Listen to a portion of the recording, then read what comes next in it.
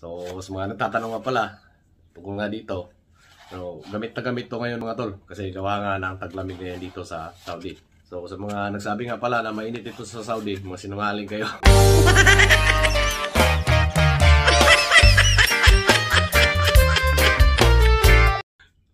Hindi lang puro init dito sa Saudi.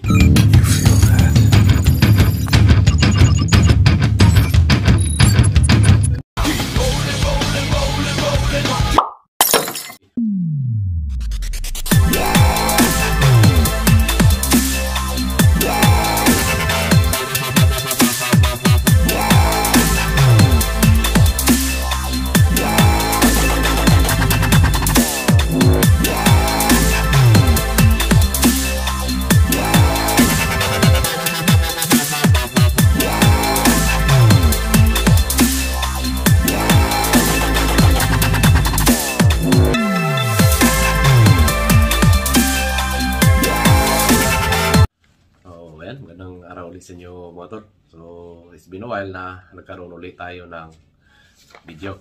So, gawa nga ng medyo naging busy tayo sa loob ng planta mga tol. Tsaka, hindi tayo pwedeng gumawa ng mga ganong klaseng tutorial dun sa loob kasi gawa nga ng bawal yung mga gadget sa loob ng planta kasi live yung planta dito sa Abkick. So, kaya tayo nandito ngayon para sa pag-share ulit sa inyo ng konting kalaman. Kasi di naman tayo nagpunta dito mga tol para magyabang lang. So nandito tayo para magbahagi ng ating mga nalalaman. Kasi baka bukas makalawa, hindi natin alam. So maisipan ko rin na magpahinga na tayo sa Pilipinas. So kahit papano man lang ay na-share ko sa inyo yung mga nalalaman ko bilang isang crane operator. So hindi naman tayo nagyabang na gano'n na tayo kabitirano mga tol. 7 taon pa lang akong nag-ooperate ng crane. Pero marami akong natutunan gawa nga ng nagbasa-basa tayo, nagre-research tayo, saka nagtatanong tayo talaga. So, ganun lang yun mga tol. Tuloy-tuloy lang. Parang nag-aaral pa rin naman tayo kahit na nasa trabaho na tayo para mas madagdagan pa lalo yung mga nalalaman natin at matuto tayo about sa crane. So, ngayong araw nga pala mga tol, yung isi-share ko naman sa inyo is about, hindi siya sa tutorial. So, yung ibabahagi ko sa inyo is yung physical aspect ng crane. Kung ano yung mga makikita natin sa crane na visual. So, baga nandyan yung crane specification.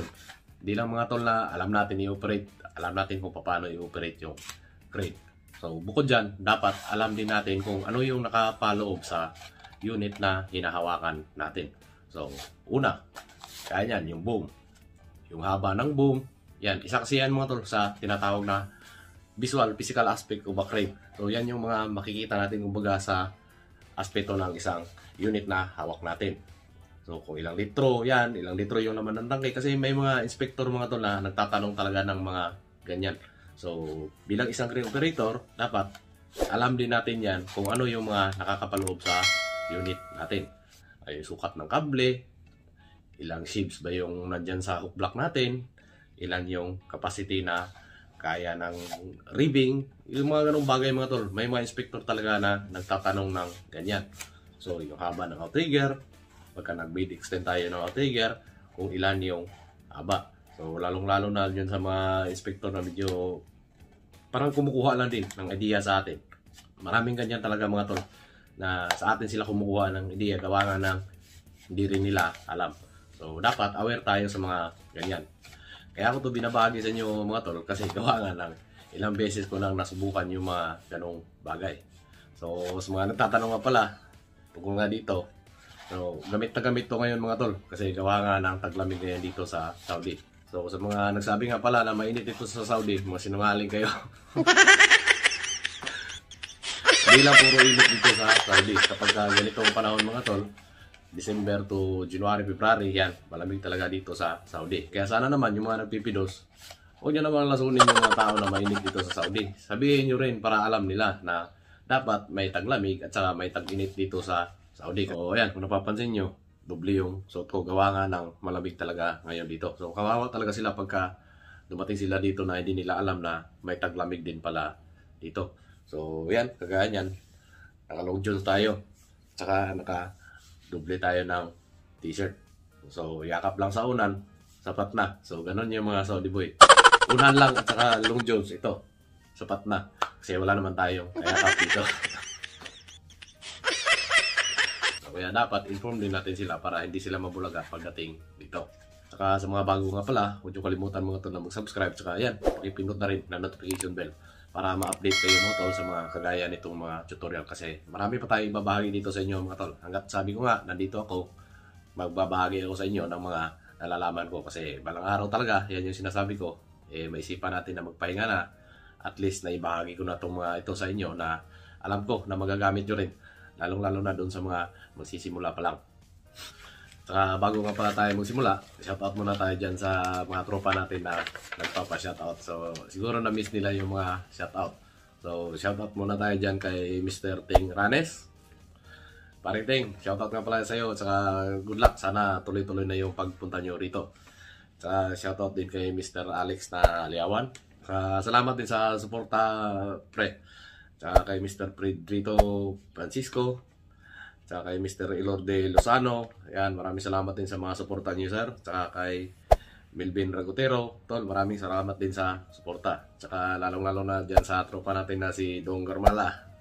Tol, maraming salamat talaga sa suporta. So, nakabayad na ako ng utang sa'yo na shoutout na kita. Maraming salamat din sa mga pagsishare mo, tol, sa mga binabahagi nating mga libreng kalaman. So, ayan, enough for the shoutout. Pero ayan, yung topic nga pala natin ngayong araw mga tol. It's about sa physical aspect ng crane na Tadano na GR800EX. So, isang 80-tonner na Tadano rough terrain crane. So, ligid sa kalaman natin lahat, marami pa rin naman siguro talaga mga crane operator na hindi nila alam yung physical na aspeto ng unit na hawak nila. So, ito mga to, kaya ko binahagi sa inyo ngayon kasi maraming beses na ako nakasubok na may mga nagtatanong nga na ganyan. So, hindi mo unit yung Tadano, ba't sa'yo nagtatanong? So, baga yung tiwala nila mga tol na kahit papano, alam ko yung mga ganyan. Kasi gawa nga ng nagsusulat tayo, nag-iipon tayo ng mga dokumento, nag-iipon tayo ng mga info. Yan, kagaya yan, nakasali din kasi ako ng seminar sa Tadano sa Damam. So, doon, medyo marami akong natutunan sa Tadano, marami akong nakuhang mga importanteng informasyon. Kaya binabahagi ko rin ito ngayon sa inyo mga tol. Kasi gawa nga ng, sabi ko nga sa inyo, baka bukas makalawa, maisipan natin bigla na tayong pahinga sa Pilipinas. Kahit pa paano, naibahagi ko na itong mga ito sa inyo na alam ko na magagamit nyo rin talaga in the future. So, ganito yan mga tol. Yung Tadano, binubuo ng 5 boom section na may dalawang telescopic na silindro o telescopic cylinder. Yan yung magtutulak sa section na unang lalabas sa first mode at saka sa second mode or mode 1 or mode 2. Ganon yung sistema pagka naglabas ng boom yung Tadano. Kasi gawa ng dalawang silindro na synchronized telescopic yung maghahatid sa bawat boom section na ilalabas natin. So yung haba naman ng boom ng Tadano mga tol, kapag ka nakapully retract siya, so hindi nakalabas yung mga boom niya, is 12 meters.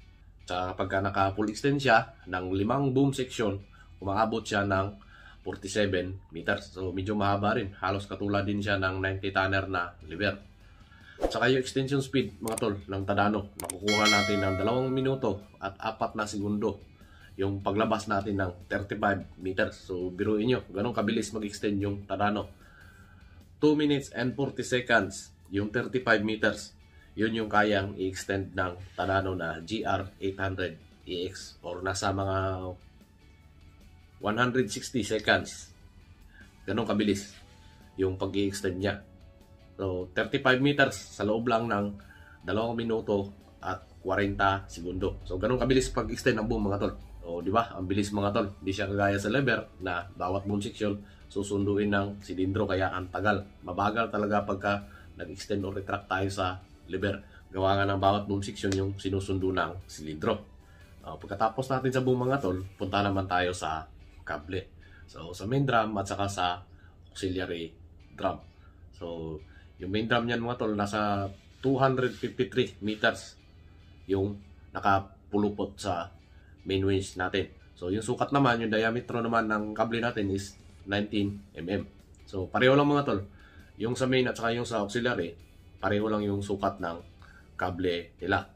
So, 6.6 tons yung capacity mga tol ng GR800EX. O yung 80-tonner na Tadano, 6.6 yung capacity ng kable. So, marami kasi mga tol, maraming nagtatanong sa atin ng mga ganyan na ilan yung kaya ng kable mo. So, hindi bago sa atin yan ng mga operator. Yan yung isa sa laging tinatanong sa atin.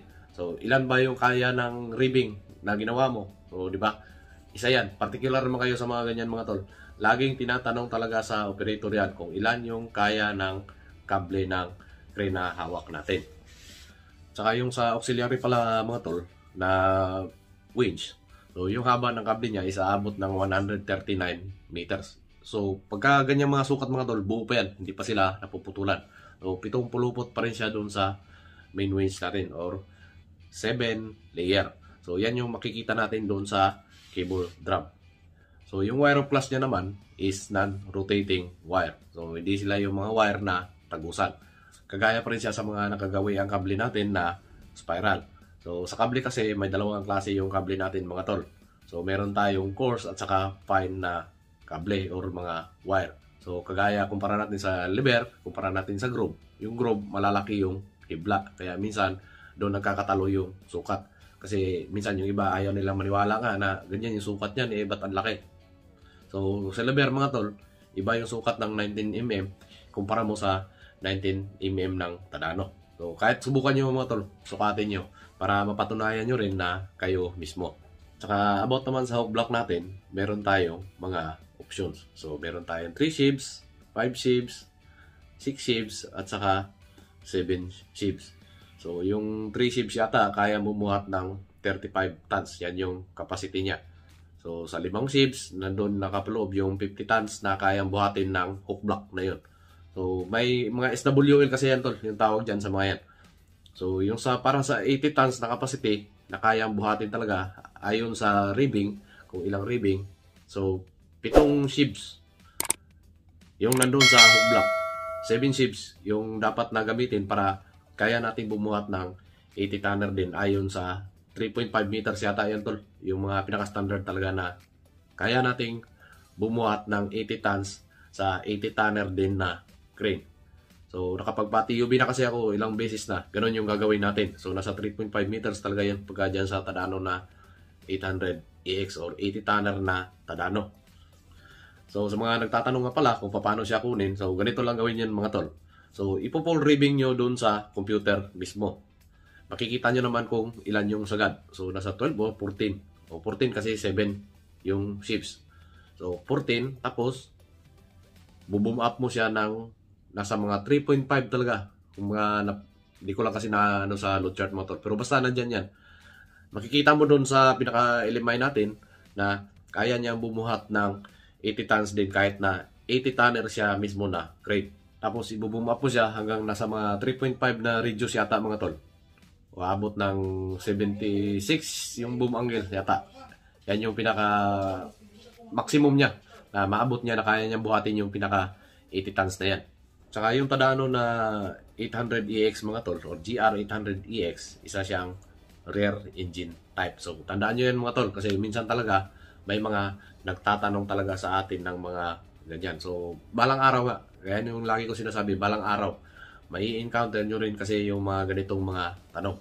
So rear engine type yung Tadano na mga Raptor 8. So basta mga Raptor 8 mga tol, halos naman lahat naka rear engine type tayo. Tsaka may 2 axle siya. Tsaka may pagpipilian tayo na manual switch na para sa 2x2 at saka sa 4-wheel drive. So yan yung nakapaloob about naman dun sa pinaka engine tsaka sa travel or pinaka selector ng steering naman natin. So ito mga tol, kaya ko lang naman kasi binahagi kasi balang araw talaga alam ko magagamit at magagamit nyo rin to.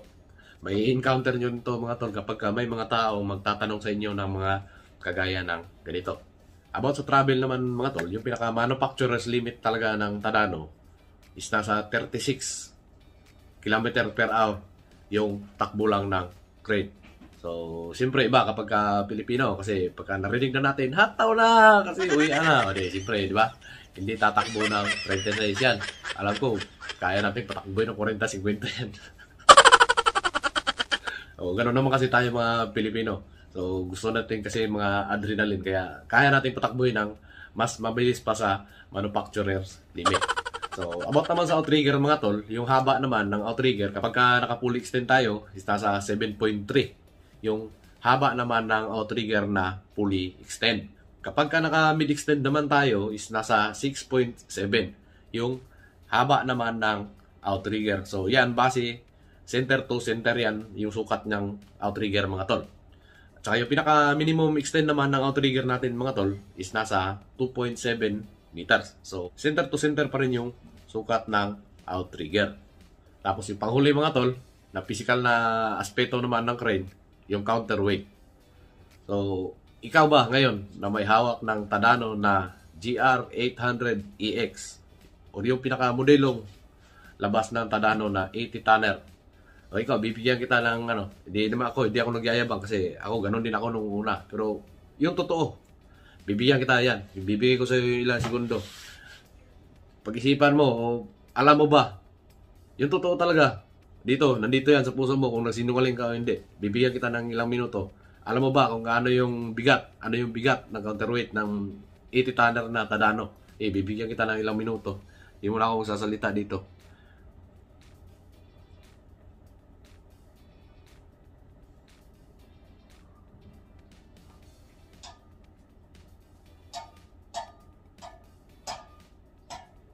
May timer pa.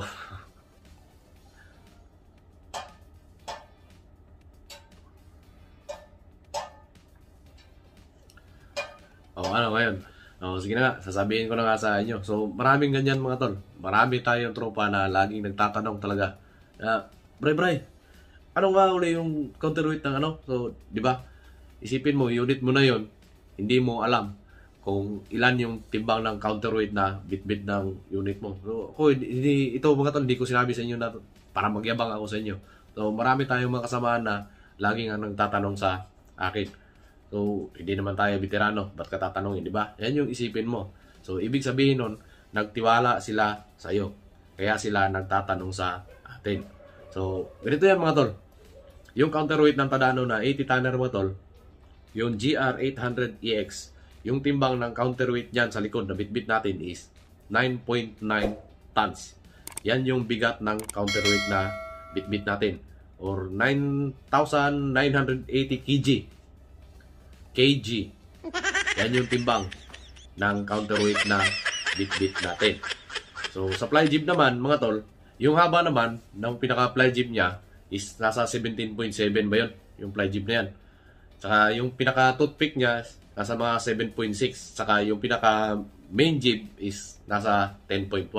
So, yan yung mga physical aspect ng crane mga tol na makikita natin sa palibot ng crane. So, yung tangke niya naglalaman ng 300 litrong crudo. So, yan yung isa mga tol. Dapat alam natin yan. Ito kaya ako binahagi ito ngayon sa inyo. Saka sa fly jib din pala mga tol, yung pinaka-offset naman ng fly jib. So, mechanical siya. Hindi siya kagaya sa liber na napapagalaw natin siya ng hydraulic. So, yung offset naman ng fly jib sa Tadano is from 3.5 degree, 25 degree hanggang sa 45 degree yung offset ng fly jib na pwede nating ikabit sa kanya. So, ito kasi mga tol, kaya ako binahagi sa inyo kasi ito magagamit natin in the future. So, isang reference mga tol na alam natin kahit papano yung physical na aspeto man lang ng crane na hawak natin. Hindi kasi mga tol na dapat alam natin lang kung paano siya i-operate. So, dapat alam natin mga tol yung pinaka-aspeto ng unit na hawak natin. So, baka nga bigla din kayo makatapat ng mga inspector na magtatanong sa inyo, give me plenty of safety devices that you can find in a crane. So, yan. Isa yan sa mga katanungan mga tol. Kaya, dapat alam nyo yung advance tayo dapat mga tol. Kasi, napakaraming safety devices ng crane mga tol na nakapaloob din sa crane. Nandyan lang sa crane lahat. So, yan. Isa yan. Kahit ikaw, magbanggit ka ng mga safety device na alam mo na nakapaloob sa crane. So, dito lang yan. Sa sarili mo mismo. Kung nagsisinungaling ka ba o hindi. Kung alam mo ba o hindi. So, ganun lang dapat mga tol. Kaya nagsishare tayo ng mga natutunan natin dito, ng mga nalalaman natin, para naman may bahagi natin sa inyo. So, sa ngayon, hanggang dito na lang muna tayo mga tol kasi medyo tanghali na. Tsaka yan, kumakana na yung araw. Tsaka medyo mahaba na rin yung pinaka-video natin.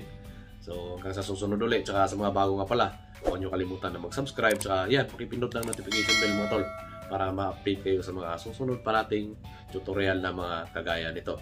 So kagaya ng lagi ko sinasabi mga tol, focus lang tayo mga tol, mag-focus tayo lagi sa mga bagay na gusto nating marating at gusto nating mangyari sa mga buhay natin.